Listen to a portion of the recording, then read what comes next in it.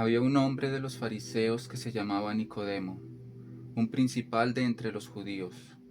Este vino a Jesús de noche y le dijo: Rabí, sabemos que has venido de Dios como maestro, porque nadie puede hacer estas señales que tú haces si no está Dios con él.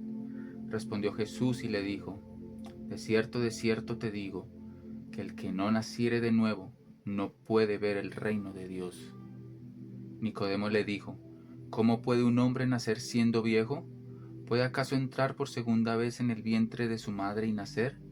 Respondió Jesús: de cierto te digo, que el que no naciere de agua y del Espíritu no puede entrar en el reino de Dios. Lo que es nacido de la carne, carne es, y lo que es nacido del Espíritu, Espíritu es. No te maravilles de que te dije: os es necesario nacer de nuevo. Hola a todos, ¿cómo están? Mi nombre es Juan, bienvenidos nuevamente a mi canal. Este es mi segundo video. Muchas gracias por el apoyo que recibí en el primero. Y bueno, acá estamos. Venimos de ver en el video pasado el tema de la introspección y algunos de sus impedimentos. Y creo que la introspección es un acto guiado por el espíritu despierto, es decir, esa esencia de la divinidad que está en nosotros. Por lo tanto, el nuevo nacimiento es tanto un impedimento como una condición. Es el primer paso en el camino espiritual. ¿Y por qué cito las palabras de Jesús al comienzo? Pues que es el más famoso, que creo que es un gran maestro, fue un gran maestro, es un gran maestro. Creo que fue 100% hombre escogido para ser maestro iluminado, un avatar. Además, también por otro lado yo fui cristiano, entonces me resulta familiar Jesús. En mi contexto es muy familiar. Luego fui ateo. Ya ven que es esto como de estar sanando en péndulo, de pasar de ser cristiano a ser ateo. En algún momento, cuando fui ateo, esto duró que año y medio, no más de 2 años. Y en algún momento decidí ir a una reunión de ateos. eh, y realmente fue encontrarme con una iglesia más prácticamente. Entonces, cuando yo salí de ahí dije: no quiero identificarme nunca más con algún tipo de, de etiqueta, ningún ismo. Entonces, de ahí emprendí un camino, de todas maneras como de buscar, de seguir buscando, porque ya ven que hay como esta fuerza interior, el espíritu, esa esencia divina que está en todos nosotros, que nos empuja a buscar eh, lo espiritual, las cosas místicas, religiosas. Buscamos por ese lado mucho. Y en ese seguir caminando y buscando, empecé a buscar por varias filosofías. eh, eh, Empecé un tema que me gustó. Leyendo ese libro pasaba a otro. Este libro me mencionaba de algún otro autor o otro tema que yo decía: ok, esto porque está acá. Y ese tema, entonces buscaba información sobre eso, otro libro, algún video, documental, lo que fuera. Y así he ido, mi acercamiento a las distintas religiones y filosofías han sido más a nivel intelectual, ¿sí? O sea, de buscar, de estudiar, de conocerlas, más no experiencial, que me gustaría, no todas, pero sí algunas filosofías o creencias que creo que merecería la pena sumergirse en ellas y realmente experimentarlas. Pero pues no es fácil. Acá, por lo menos yo en Colombia, me queda como muy complicado eh, encontrar algo con lo que pueda practicar. O sea, realmente sumergirme en esa cultura. Entonces, pues acá es solamente catolicismo, cristianismo y ya, básicamente. En mi transitar por otras religiones y filosofías o escuelas de pensamiento de manera intelectual, encontré que básicamente muchas tenían más o menos el mismo mensaje. Noté que en todas había como un proceso espiritual. He querido que veamos en este video algunas cuantas de estas filosofías, no todas porque son muchísimas, pero sí algunas que dije, bueno, pongamos al azar, cogí casi al azar, algunas conocidas y pues voy a leer algunas definiciones de estas filosofías. Será muy breve, no vamos a ahondar mucho en ellas, pero nos vamos a llevar como un vistazo un poco superficial sobre cada una de ellas. Entonces empecemos con ellas. Teshuvah eh, es del judaísmo, básicamente significa arrepentimiento. Su significado más profundo es mucho más amplio, literalmente viene del hebreo, que significa retorno o volver. ¿Y qué significa este retorno? En el pensamiento judío, volver no es simplemente sentir culpa, es regresar a tu esencia, a tu verdadero camino y a tu relación con Dios. Por eso Teshuvah es un proceso espiritual de transformación que según la tradición rabínica implica reconocer la acción, arrepentimiento sincero, abandono del error, reparación. Me parece está muy bonito que haya que se inculque como una reparación después de hacer un daño. En vez de un castigo, más bien una reparación. Creo que aporta más. Y quinto, cambio demostrado. En el judaísmo, la teshuvah es vista como un retorno al alma original, al estado más puro del ser. No se trata solo de corregir el pasado, sino de reconectar con la raíz divina que cada persona tiene. Siguiente, metanoia. Esta me parece muy bonita. Metanoia es un término de origen griego, metanoia, meta, más allá, nous, mente, que significa literalmente cambio de mente.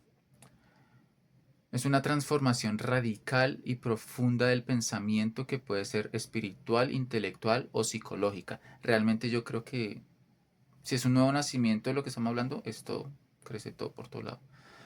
Incluye momentos de crisis, de arrepentimiento, conversión o autodescubrimiento. Carl Jung utilizaba el término para referirse a una transformación psíquica que ocurre cuando la persona confronta su sombra, ya hemos hablado de la sombra, y se integra de manera más completa. Creo que yo pasé de cierto modo por ese proceso, un cambio de mente, una metanoia. Otra, esta me parece muy bonita, es Satori. En esta tengo una experiencia personal y espero es tan bonita que creo que voy a hacer un video aparte. Este es un término japonés derivado del verbo satoru, que significa comprender, conocer o despertar. Es decir, básicamente comprensión. Satori es comprensión. Y es un concepto central del budismo zen que se refiere a una revelación breve, intensa y transformadora. No es un estado permanente, sino un destello momentáneo de comprensión profunda, sensación de claridad, disolución del yo o del ego, profunda paz y una percepción directa del aquí y el ahora. Solamente creo que puedo adelantarles de este concepto de Satori que cuando lo leí, a mí me sucedió. Y cuando tiempo después, un par de años después, en este camino a buscar cosas, encontré esta palabra y la descripción, yo dije, me pasó, yo lo tuve. Y sí, eh, y de hecho en ese momento hice un escrito, pero por eso quiero hacerles un video más eh, específico sobre ese momento que me parece muy bonito. Y en este proceso de estar escribiendo todo esto, dije, vale la pena, bueno, sería chévere, bonito contar esa partecita cortica de mi historia, que es un breve instante, un momento Satori. Bueno, seguimos. Hay otra que me gusta también que es la gnosis. La gnosis es un concepto espiritual que aparece en varias corrientes religiosas y filosóficas antiguas, especialmente en el gnosticismo. La palabra viene del griego gnosis, que significa conocimiento o conciencia, pero no se refiere a un conocimiento intelectual, sino a un conocimiento interior, intuitivo y transformador. La gnosis es el conocimiento directo de lo divino, de la realidad última o del verdadero origen del ser humano. No se trata de creencias, dogmas o fe ciega, sino de una experiencia espiritual interna que despierta la conciencia y permite comprender quiénes somos, de dónde venimos y hacia dónde nos estamos dirigiendo. Llegar a la gnosis en el sentido espiritual, místico y transformador no se refiere a acumular información, sino a despertar un tipo de conocimiento interior que cambia la forma en que se percibe la realidad, uno mismo y lo divino.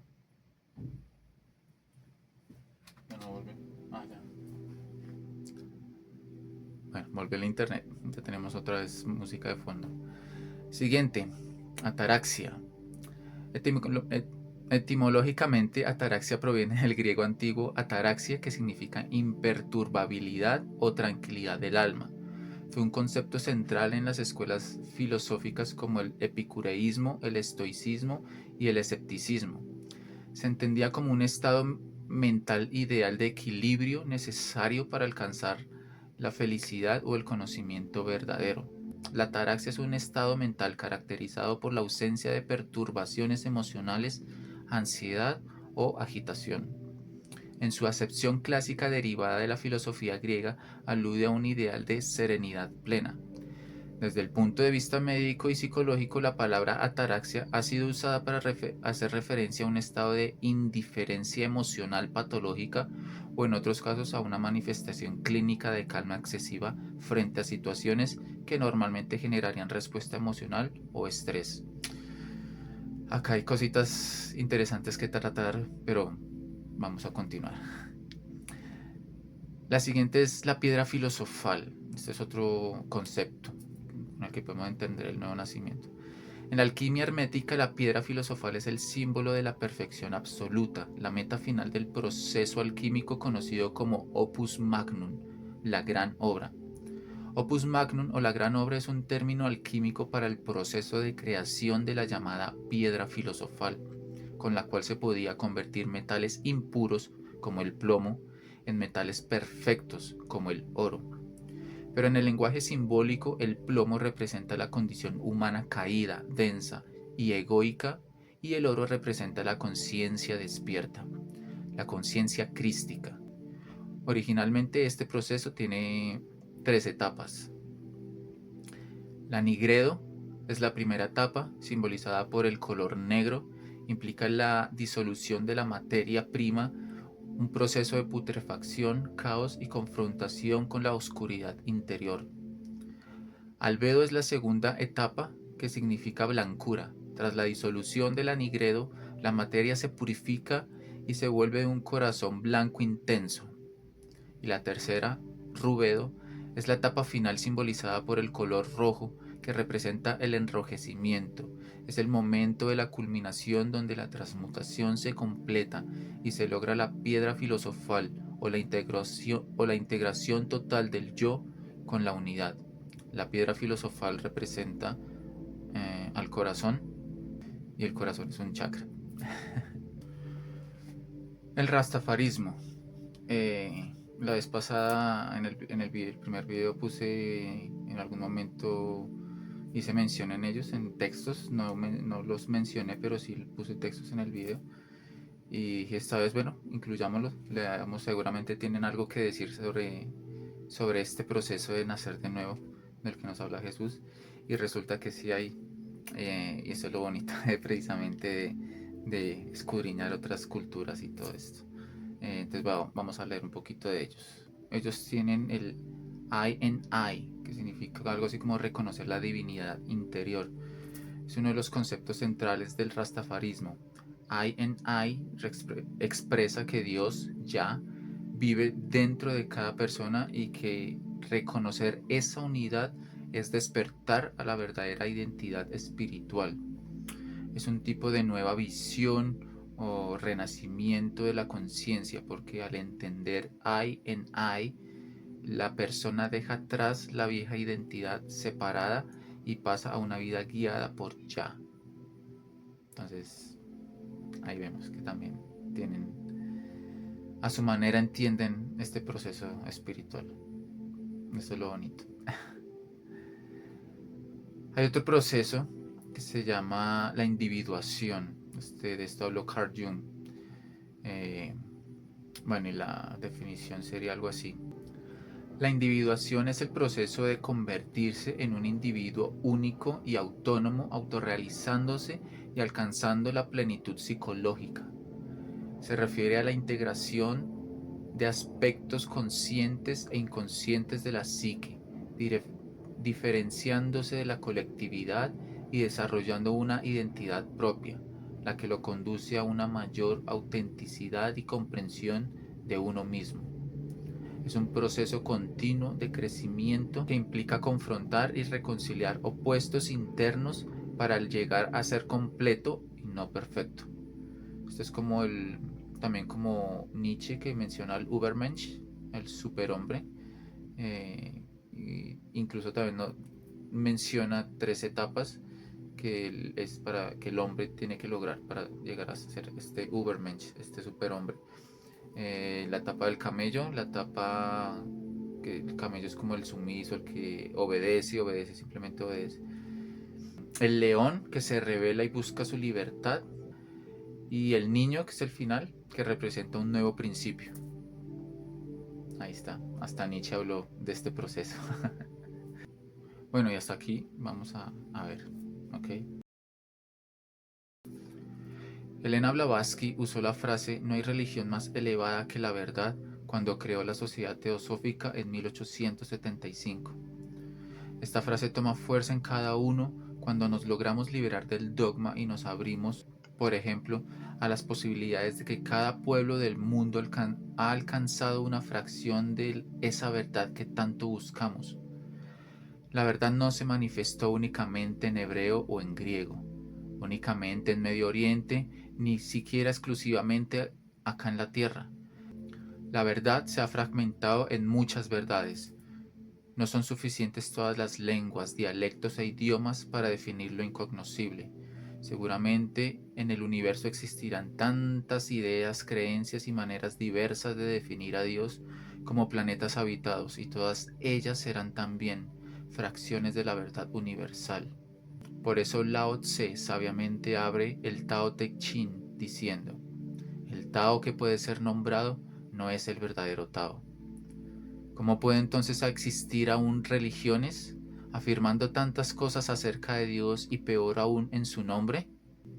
No alcanzarán jamás todos los libros que se escriban de ciencia para describir, definir y entender el cosmos, pero en cambio solo nos basta una colección estratégicamente seleccionada de 66 libros llamada Biblia para entender de tal manera la voluntad de Dios que hay quienes se atreven a afirmar que hablan en su nombre. O sea que la gravedad nos resulta más indescifrable y misteriosa que Dios mismo. ¿Cómo es que ahora sabemos más del Creador que de la creación?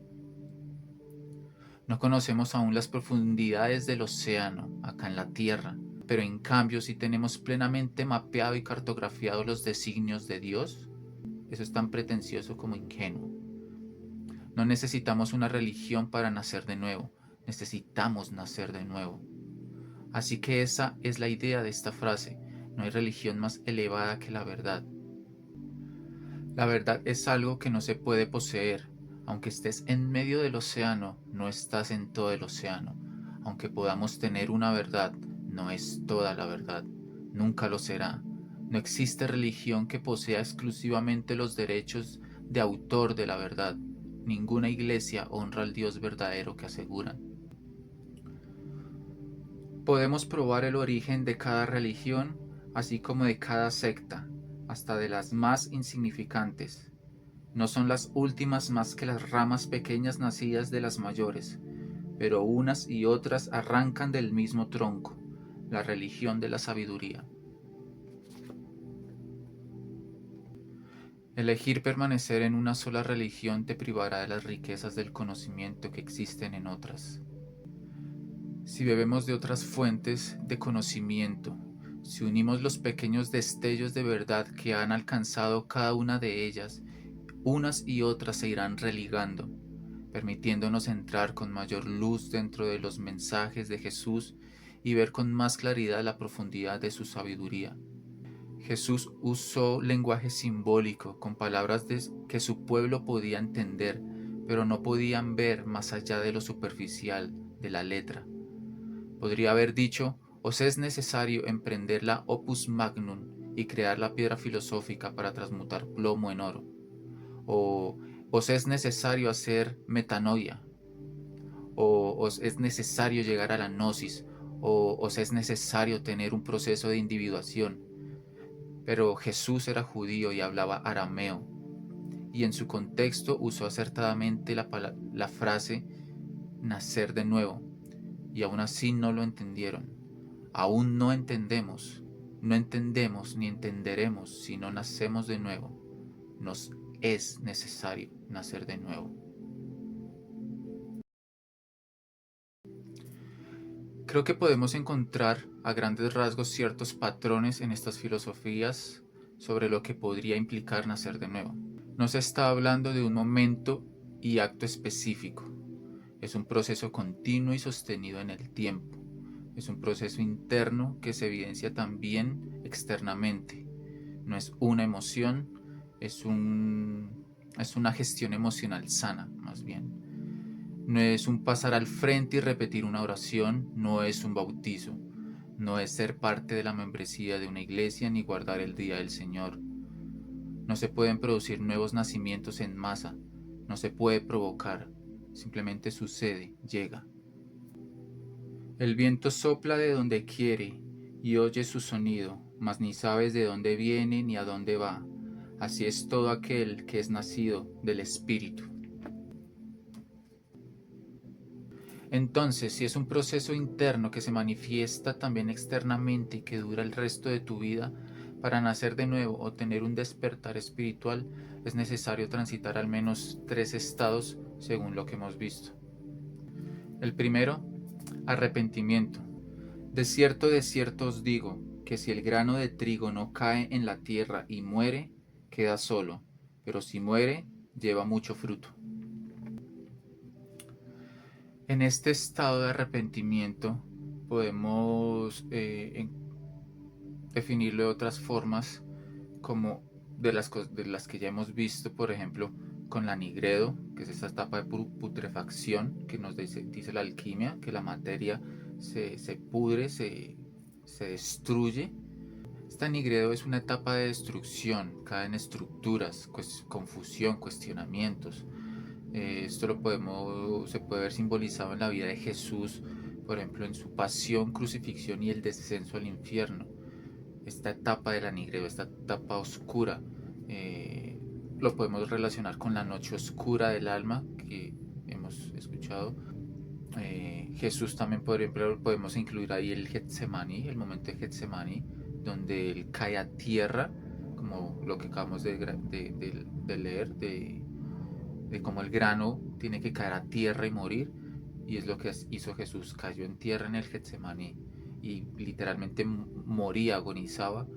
Esa fue su noche oscura también. Finalmente todo nacimiento es doloroso. De cierto te digo, que el que no naciere de nuevo no puede ver el reino de Dios. El segundo estado lo podríamos nombrar como el nuevo nacimiento. Es esta albedo alquímica, que es esta etapa de limpieza, purificación, redescubrimiento, reaprendizaje. Eh, Jesús lo representaría con la resurrección, su resurrección, que es este como despertar, nos representa en nosotros este despertar. Aquí en esta etapa inicia el camino del héroe. Es la etapa donde llegamos a la gnosis, que son nuevos conocimientos. Eh, Ahí es como lo podemos representar como esta etapa de florecimiento, esta semilla de la que hablamos, cada tierra, y esta segunda etapa es ese florecimiento, ese brotar, y también dar frutos. Ya esta etapa es este camino de florecimiento y de dar frutos. Eh, y en este proceso, como en todos, y de esto se trata la vida, es que las pruebas son inevitables. Las pruebas son inevitables, pero necesarias para probar nuestra evolución precisamente en este caminar. El tercero sería el regreso a la unidad. Con esta etapa lo representaríamos con esta etapa de la rubedo alquímica, que es la culminación. Cuando la piedra se obtiene la piedra filosofal, ¿sí? Esa etapa que es roja. En esta tercera etapa también vemos ya hay más experiencia, se adquiere más sabiduría. Lo podemos representar con Jesús en su ascensión y santificación. En esta etapa alcanzamos la maestría, eh, incluso se puede llegar a la iluminación. Yo creo que ahí puedo dejar, yo no creo que tenga que profundizar en esas cosas, no se pueden cosas más. Ya lo dije, ahí está bien. Y para concluir, mi primer video lo publiqué hace un mes, el 23 de noviembre del 2025. Y creo que esa será mi dinámica en este canal. Un video mensual, el 23 de cada mes. Pues como para que vayan sabiendo. Creo que es un tiempo prudente para poder preparar bien los temas y darles un buen contenido. Y preparando este video me di cuenta que lo publicaría o saldría en víspera de Navidad. Y la palabra Navidad proviene del latín nativitas, que significa nacimiento. Este término deriva del verbo latino naci, que significa nacer. Por eso la palabra Navidad literalmente significa la celebración del nacimiento. Ahora, me pregunté, ¿qué tipo de Navidad estoy celebrando? ¿La Navidad de las formas y la materia? Que no está mal, pero no trasciende, se termina y ya está. La del nacimiento de Jesús en un pesebre hace muchísimos años atrás, que ni siquiera se sabe qué fecha fue, o el nacimiento de la conciencia crística en mí. Ahora sé que la verdadera Navidad realmente es la celebración del nacimiento, del despertar de la conciencia crística en mí, esa chispa de divinidad que yo soy. Salud. Feliz Navidad. Y recuerden que este camino es el mío. ¿Dónde está el de ustedes?